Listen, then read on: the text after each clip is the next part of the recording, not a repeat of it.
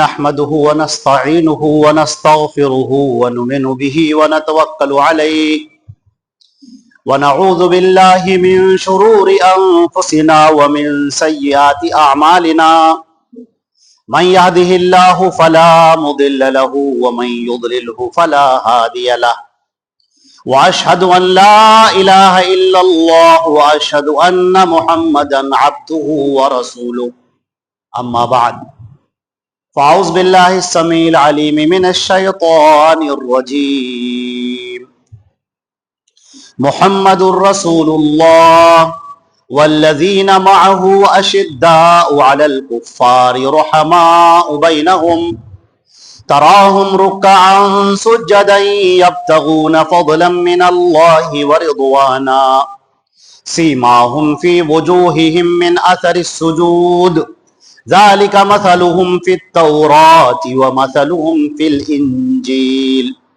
كزرع أخرج شطأه فآزره فاستغلظ فاستوى على سوقه يعجب الزراع ليغيظ بهم الكفار وعد الله الذين آمنوا وعملوا الصالحات منهم مغفرة وأجرا عظيما.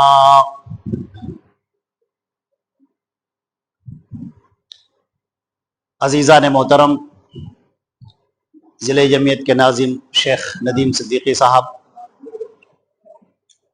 شریف صاحب اور تمام جملہ حاضرین اور ہماری خواتین، مائیں بہنیں اور پیارے بچوں،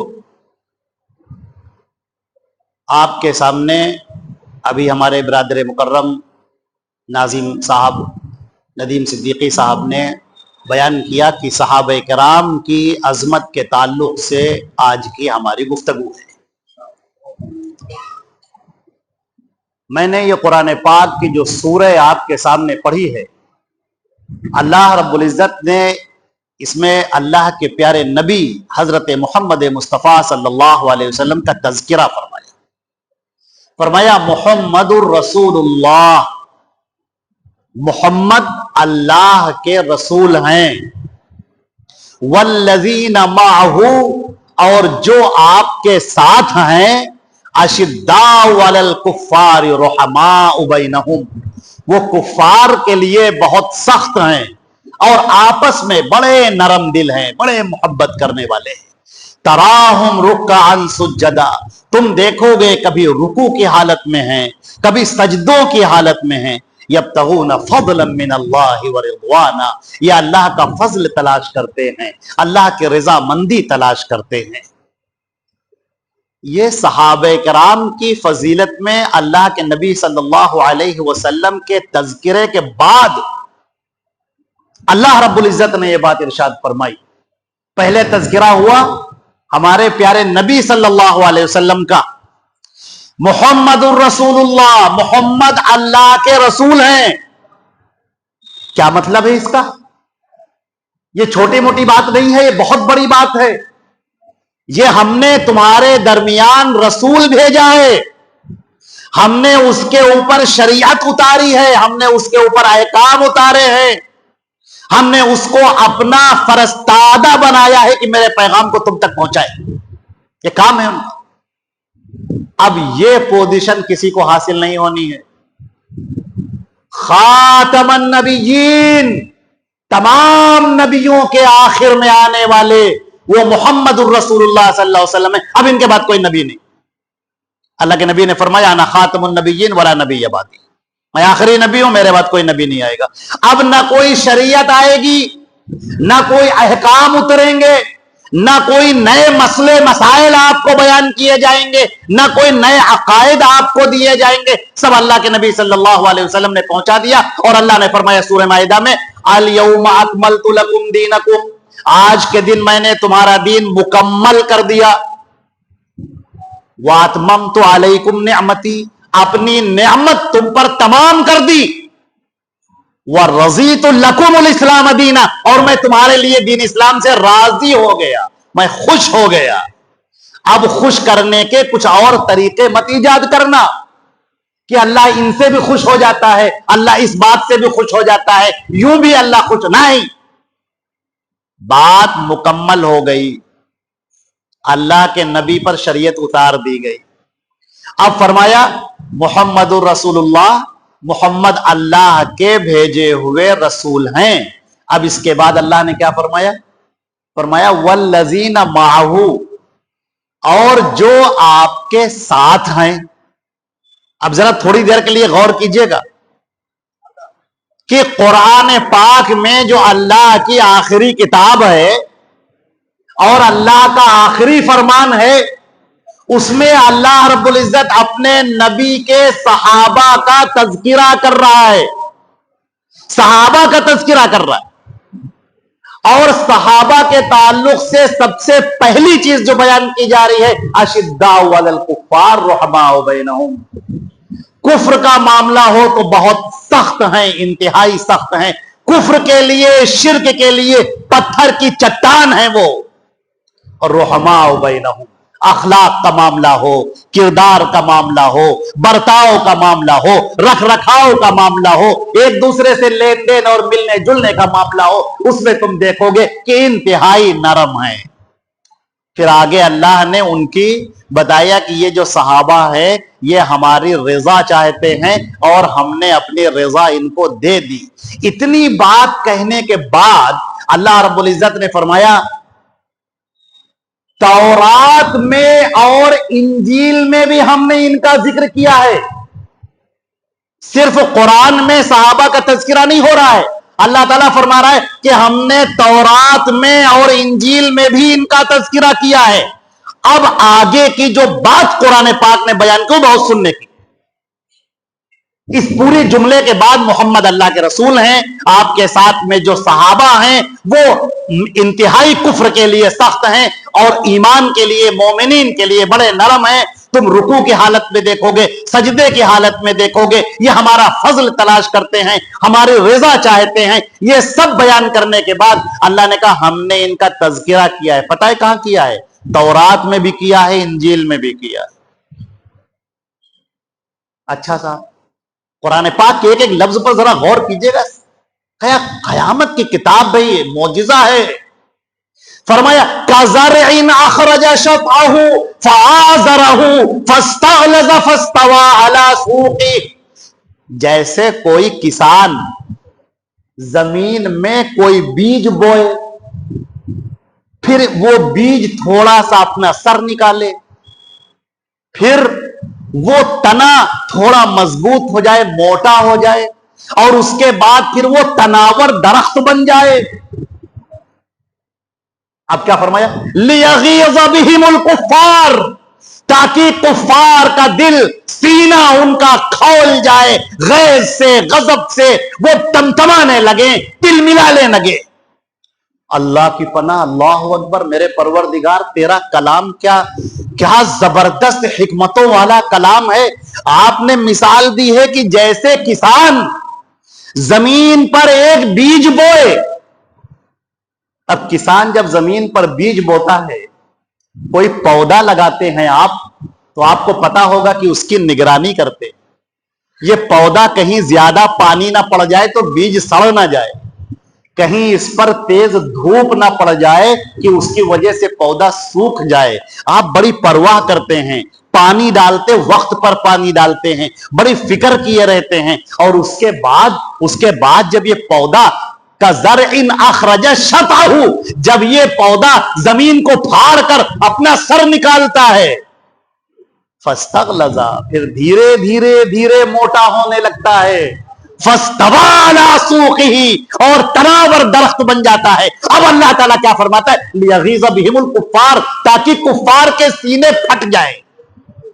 کیا مثال ہے یہ عزیزان محترم. بات کسان کی ہو رہی, لیکن سمجھ گئے آپ سمجھ گئے, اہل ایمان سمجھ گئے کہ مثال یہاں پر اللہ کے نبی کی ہو رہی ہے. وہ نبی جب وہ کھڑے ہوئے اور انہوں نے کہا کہ ایک اللہ کے علاوہ دوسرا کوئی سچا معبود نہیں, میں اللہ کا بھیجا ہوا رسول ہوں, نبی ہوں, تو کون سے وہ ہاتھ تھے جو آگے بڑھے اور اللہ کے نبی کے ہاتھ پر انہوں نے بیعت کی. कौन थे जो आपके लिए सीना सिपर हो गए? कौन थे जो आपके लिए जानिसार हो गए? कौन थे जिन्होंने अपनी बीवी को, अपने बच्चों को, अपने माल को, आपकी दौलत को आपके लिए सब छोड़ दिया? और कौन है जो अल्लाह के नबी के सामने खड़े हो गए, कहने लगे कुफार का हर तीर मेरे सीने पर लगेगा, मेरे नबी हजरत मोहम्मद मुस्तफा सल्लल्लाहु अलैहि वसल्लम पर आंच नहीं आनी चाहिए? वो कौन साहबी है? वो कितने सहाबी हैं? अल्लाह ने फरमाया, अल्लाह ने कुरान पाक में फरमाया कि मोहम्मद मुअल्लिम हैं और ये मुतअल्लिम हैं। मोहम्मद सिखाने वाले हैं, ये सीखने वाले हैं। मोहम्मद देने वाले हैं, ये लेने वाले हैं। वो कुरान की तिलावत करते हैं, ये कुरान को याद करने वाले हैं। वो मसाइल बताते हैं, ये मसाइल को समझने वाले हैं। ये तनावर दरख्त बन गया इस्लाम को फैलाने के लिए। लियगीज़ बिहिमुल कुफ्फार, कुफ्फार के सीनों पे सांप लौटने लगा, कुफ्फार के सीने फट गए। ये क्या हो गया?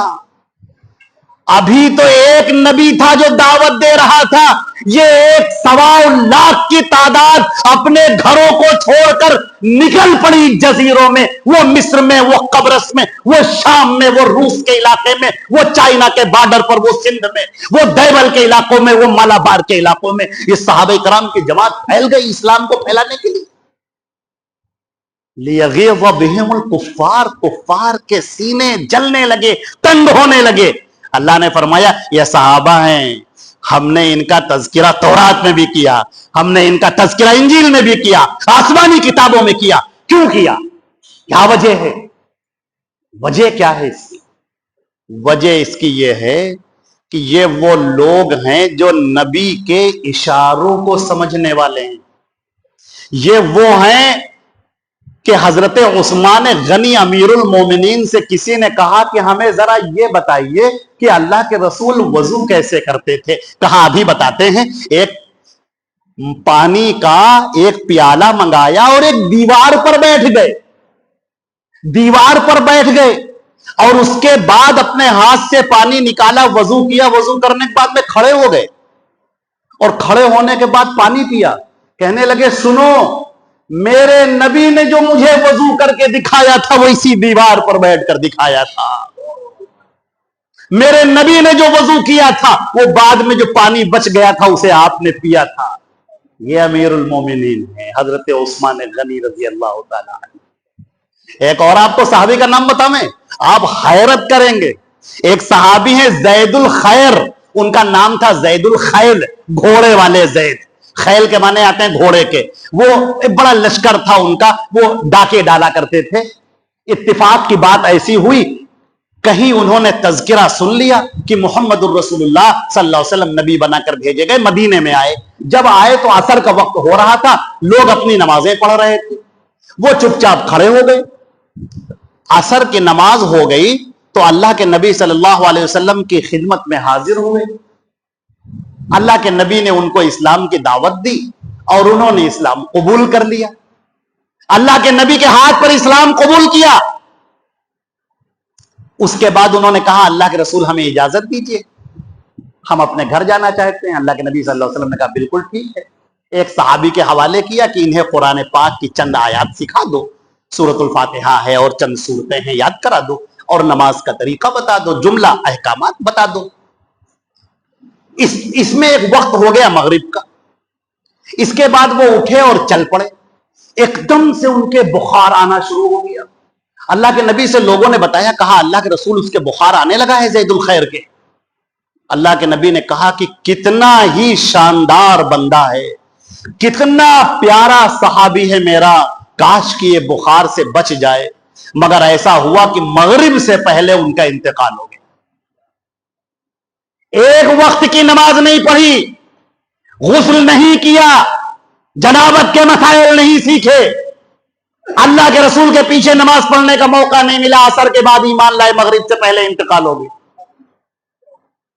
ये वो सहाबी हैं जिनके लिए अल्लाह के रसूल ने अपने हाथ उठाकर दुआएं की, अल्लाह के नबी सल्लल्लाहु अलैहि वसल्लम ने दुआएं की।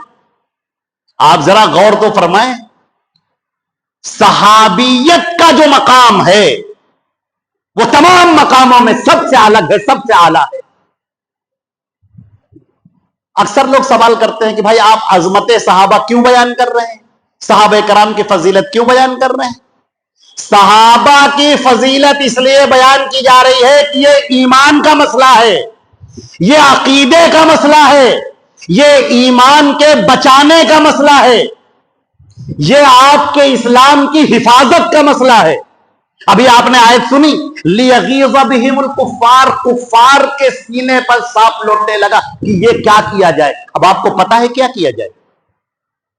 ایک شاندار سی عمارت بنی ہو، بڑی خوبصورت عمارت ہے، بڑی عالی شان عمارت ہے، دیکھنے میں بڑی خوبصورت معلوم دے رہی ہے، اور کوئی یہ چاہے کہ اس عمارت کو گرا دیں، ہم یہ اچھی نہیں لگ رہی، ہم اسے گرائیں، تو اب آپ کو پتا ہے کیا کرے گا؟ اس کا سیدھا طریقہ صرف ایک ہے۔ میرے عزیزو، جو میں مثال دینے جا رہا ہوں اس سے آپ کو سمجھ میں آئے گا۔ عمارت بڑی شاندار ہے، دیواریں بڑی شاندار ہیں، آرائش بھی ہے، زیبائش بھی ہے، چھتیں بڑی خوبصورت، پنکھے عمدہ لگے ہیں، اے سی لگی ہے، پینٹنگ بھی اچھی ہے، رنگ و روغن بھی بہت خوبصورت ہے، اور اگر کوئی اس عمارت کو گرانا چاہے تو پلاسٹر کھرچنے سے کچھ نہیں ہوگا۔ ادھر کا پلاسٹر کھرچ دیا، ادھر کا پلاسٹر کھرچ دیا، کچھ نہیں ہوگا۔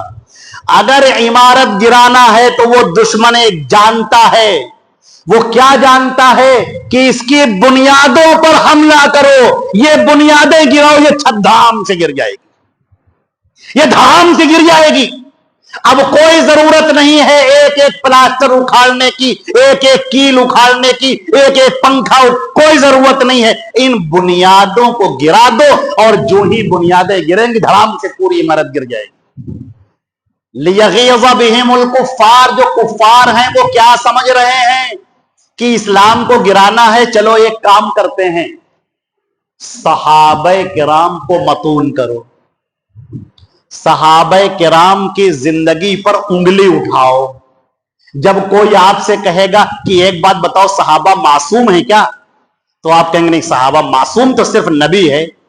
کہا تو پھر ان سے تو غلطیاں ہو گئی، ان سے تو یوں غلطیاں ہوئیں، ان سے تو ایسی غلطیاں ہوئیں، انہوں نے یوں کیا، انہوں نے تو جنگیں لڑی، انہوں نے تو ایسا معاملہ ہوا، یہ غلطیاں گنانا شروع کر رہا ہے بندہ، اور یہ آپ کے ذہن تک پہنچ رہا ہے، آپ کے دماغ پر ڈورے ڈال رہا ہے شیطان مردود۔ اس نے آپ کے دماغ میں ایک سرنگ بنانے کی کوشش کی ہے کہ بات آئی صحابہ کی، اور صحابی کہتے کس کو ہیں؟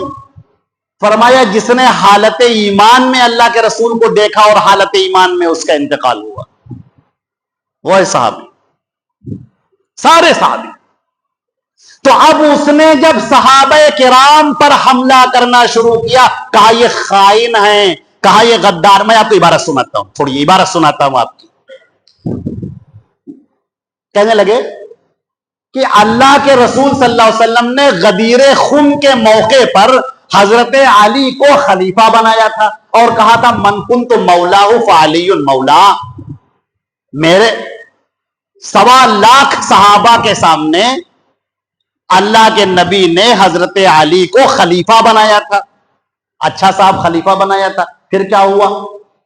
کہا لیکن ہوا یہ کہ لوگوں نے ابو بکر کو خلیفہ بنا لیا، ان کے بعد لوگوں نے عمر کو خلیفہ بنا لیا، ان کے بعد لوگوں نے عثمان کو خلیفہ بنا لیا۔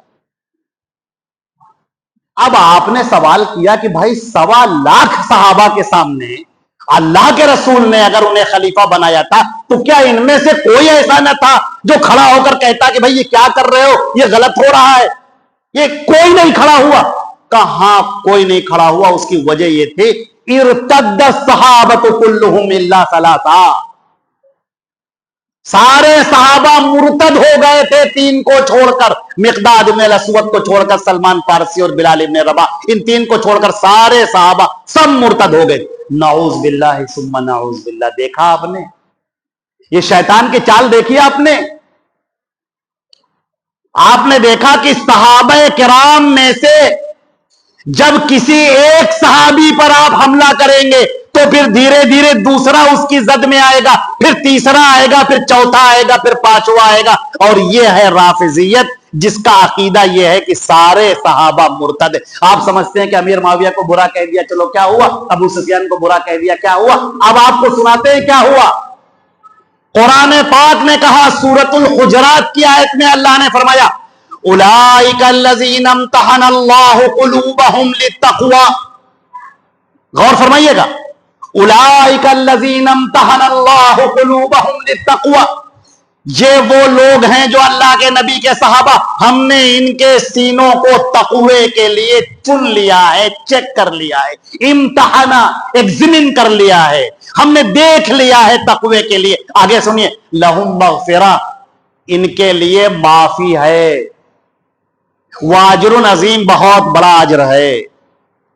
اے اللہ, اے میرے معبود برحق, ان صحابہ کرام کی تعریف میں جب آپ نے یہ کہا کہ ہم نے ان کے سینوں کو ایمان کے لیے چن لیا, تو یہ لفظ کیوں کہا کہ ہم نے ان کو معاف کر دیا؟ یہ معافی کا یہاں کیا تذکرہ ہو رہا ہے؟ معافی کی تو کوئی بات ہی نہیں ہو رہی, ان کی تو کوئی غلطی ہی نہیں دکھائی جا رہی. وہ اللہ ہے, عالم الغیب ہے, انسانوں کے اندر پلنے والے خیالات سے واقف ہے, شیطانوں کے پھینکے جانے والے جال سے واقف ہے, انسان کے دماغ میں کیا کیا شیطان وسوسے ڈالتا ہے اللہ اس سے واقف ہے اور اچھی طرح سے واقف ہے.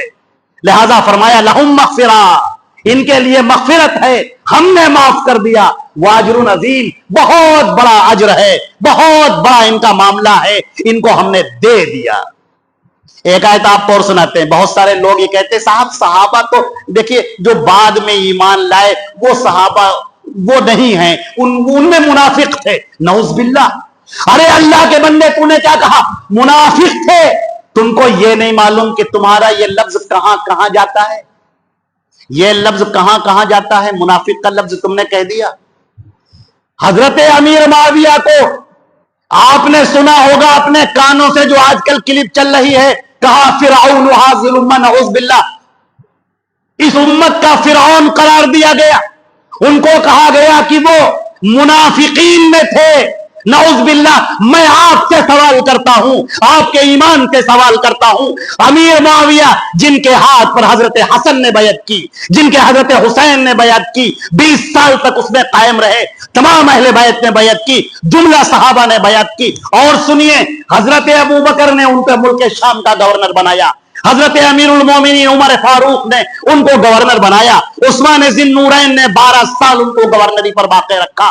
آپ بتاؤ مجھے, جو مجاہدین کا سردار ہو, جس نے قسطنطنیہ کو فتح کرنے کے لیے پہلا لشکر نکالا ہو, جس پر حضرت ابو بکر کو بھروسہ, جس پر حضرت عمر فاروق کو بھروسہ, جس پر سیدنا عثمان ذی النورین کو بھروسہ, جس پر جملہ صحابہ کرام کو بھروسہ, جو بدری بھی ہیں, احدی بھی ہیں, اور فتح مکہ والے بھی ہیں, اور غزوہ حنین والے بھی ہیں, انہوں نے ان کے پر بھروسہ کیا, اور تم کہتے ہو منافق.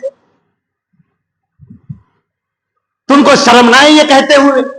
اصل میں مقصد یہ ہے, تمہارا حضرت امیر معاویہ کو کہنا مقصد نہیں ہے. تم امیر معاویہ کو کہہ کر ابو سفیان کو بھی کہنا چاہتے ہو, تم ان کو کہہ کر مغیرہ ابن شعبہ کو کہنا چاہتے ہو, خالد ابن ولید کو کہنا چاہتے ہو, ابو موسیٰ اشعری اور معاذ ابن جبل کو کہنا چاہتے ہو, فاتح مصر سعد بن ابی وقاص کو کہنا چاہتے ہو, اور حضرت عمرو بن العاص جن کے لیے اللہ کی پناہ کیسے کیسے گندے لفظ لکھے گئے, میں اپنی زبان سے ادا نہیں کر سکتا, وہ تم کہنا چاہتے ہو. ہمیں کوئی پٹی نہ پڑھائے, ہم بہت دور سے جانتے ہیں. بہر رنگے کی خواہی جمع, جو کپڑا تم چاہو پہن لو, تمہارے انداز سے ہم بتا دیں گے کہ تم کون ہو. تم امیر معاویہ کو نہیں کہنا چاہتے ہو, تم کہنا چاہتے ہو حضرت ابو بکر کو, حضرت عمر کو, حضرت عثمان کو, تم ان کو کہنا چاہتے ہو. یہ قرآن کس سے ملا؟ احادیث کس سے ملی؟ صحابہ کرام سے. اور یہی صحابہ جب مرتد ہو جائیں, یہ خائن ہو جائیں, یہ جھگڑا کرنے والے ہو جائیں, تو پھر صاحب بچا کون؟ پھر اسلام کہاں رہ گیا؟ پھر آپ کہتے ہیں کہ قرآن کہاں ہے, تو کہیں گے وہ قرآن حضرت امام مہدی عسکری کے پاس ہے, اور وہ سر من رہا نام کے غار میں عراق کے اندر موجود ہیں, اور کبھی نکلیں گے اصلی قرآن پاک لے کر. توبہ ہے, نعوذ باللہ من ذالک. تم تو حضرت علی سے بھی آگے بڑھ گئے, نعوذ باللہ من ذالک. حضرت علی کا معاملہ تو یہ ہوا، ان سے لوگوں نے پوچھا، ناجل بلاغہ میں پوچھا ان سے، کہا کہ یہ بتائیے کہ ہمارے مقتولین اور حضرت امیر معاویہ کے جو مقتولین ہیں وہ کہاں جائیں گے؟ حضرت علی کا فیصلہ سنیے. پوچھنے والا پوچھ رہا ہے کہ جو ہمارے جنگ میں مارے جا رہے ہیں اور امیر معاویہ کی طرف سے لوگ مارے جا رہے ہیں، یہ کہاں جائیں گے؟ فرمایا قتلانا و قتلا معاویہ فی الجنہ، ہمارے مقتولین اور معاویہ کے مقتولین دونوں، ہم دونوں جنت میں جائیں گے. کہنے والے نے کہا لیکن آپ دونوں کے بیچ میں تو لڑائی ہے، آپ دونوں کے بیچ میں تو اختلاف ہے. کہنے لگے تو نے قرآن کی وہ آیت نہیں پڑھی، وَنَزَعْنَا مَا فِي صُدُورِهِم مِّن غِلٍّ إِخْوَانًا عَلَىٰ سُرُرٍ مُتَقَابِلِينَ، ہم نے ان کے سینوں سے نکال لیا ہر قسم کے بغض کو، اور ہم نے نہر میں ان کو غوطہ دیا، اور اس کے بعد بھائی بھائی بن کر اللہ کی جنت میں داخل ہوئے.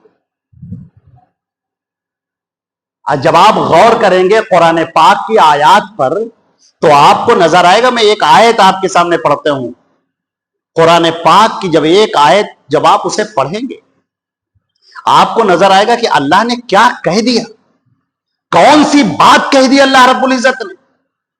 اللہ رب العزت نے فرمایا سورہ حشر میں اولئک هم الصادقون، یہ جتنے صحابہ ہیں سب کے سب سچے ہیں. پھر فرمایا اولئک هم المفلحون، یہ جتنے صحابہ ہیں سب کامیاب ہونے والے ہیں. اور فرمایا آگے سنیے، فرمایا اولئک هم المؤمنون حقا، یہی سچے پکے مسلمان ہیں.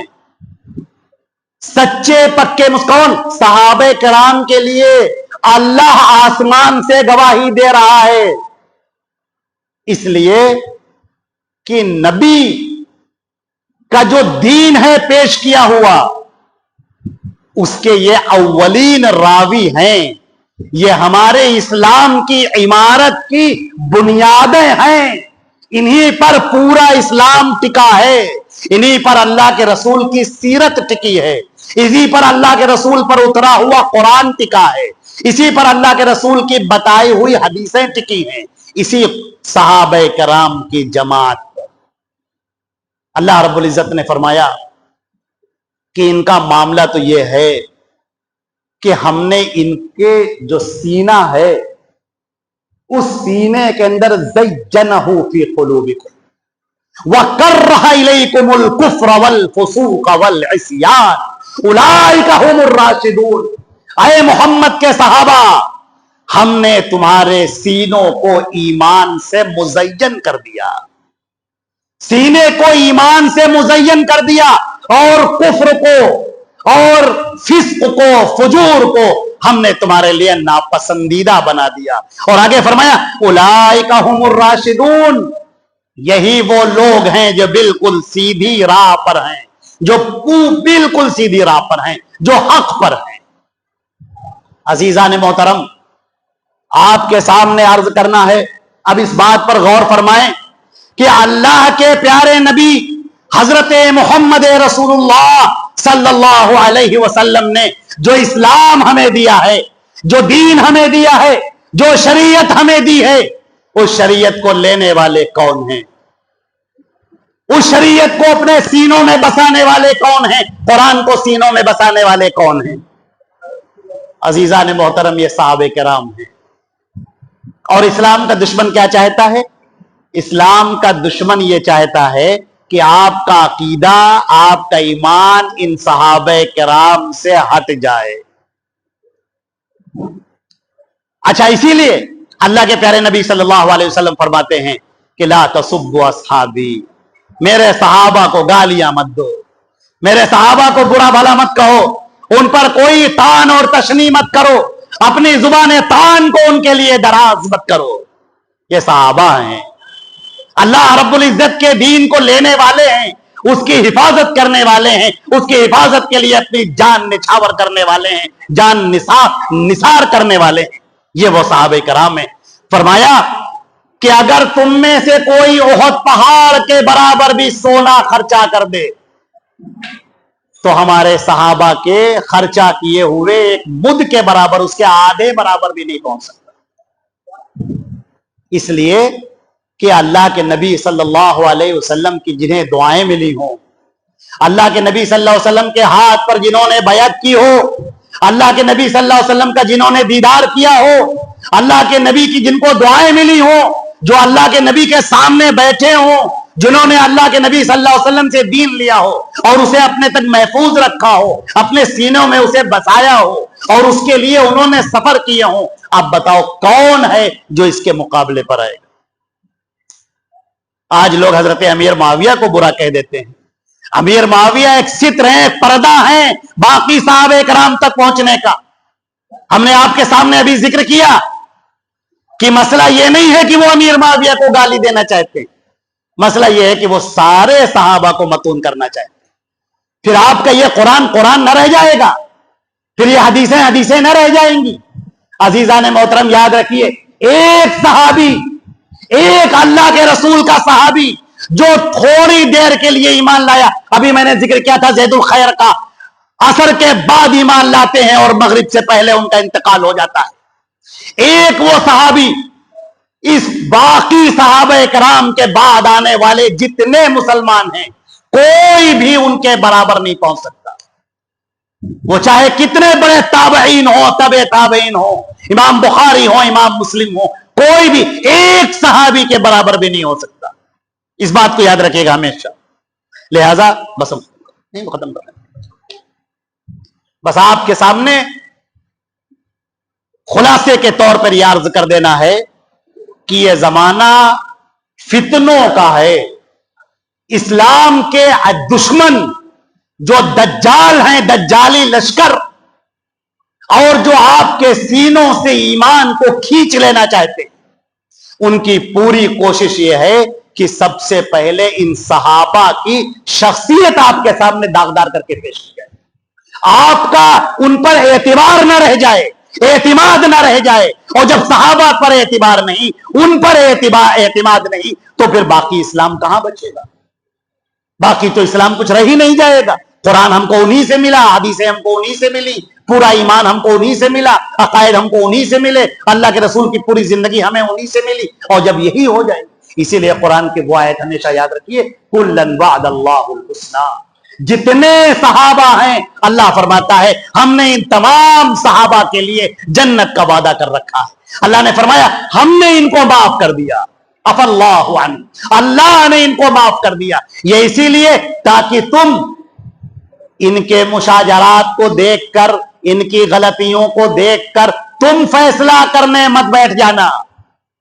یہ بہت بلند لوگ ہیں، بہت عظیم لوگ ہیں، اسی لیے قرآن پاک میں جگہ جگہ ان کی فضیلت بیان کر دی گئی، ایمان کی گواہی دے دی گئی، صداقت کی گواہی دے دی گئی، اور یہ بھی کہہ دیا گیا کہ اللہ ان سے راضی ہو گیا، اللہ نے ان کو معاف کر دیا، اللہ رب العزت نے ان کی جو بھی غلطیاں تھیں ان تمام غلطیوں کو معاف کر دیا۔ اب اگر کوئی آدمی اٹھتا ہے اور اٹھنے کے بعد ان پر برا بھلا کہتا ہے، طعنا کرتا ہے، تو حقیقت میں وہ اپنے ایمان کو خراب کرتا ہے۔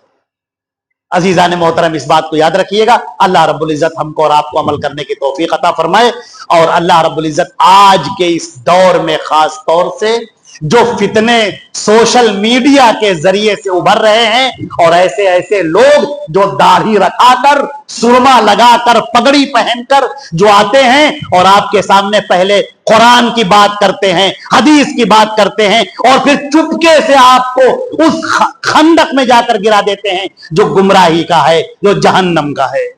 لہذا ایسے لوگوں سے آپ کو چوکنا رہنا ہے، اور آپ کو یہ سمجھنا ہے کہ ہمیں اپنے قرآن کو پکڑنا ہے، حدیثوں کو پکڑنا ہے، اور یہ پیارے صحابہ کرام، یہ صحابہ کی پوری جماعت، سارے کے سارے صحابہ، ان کا اللہ کے ہاں بہت بلند مقام ہے۔ اللہ رب العزت ہم کو اور آپ کو عمل کی توفیق عطا فرمائے، ایمان کو سنوارنے کی توفیق عطا فرمائے، اور اس طرح کے باطل کے ہتھ کنڈوں سے ہم سب کو، اس کی سازشوں سے محفوظ رکھے۔ والسلام علیکم ورحمۃ اللہ وبرکاتہ۔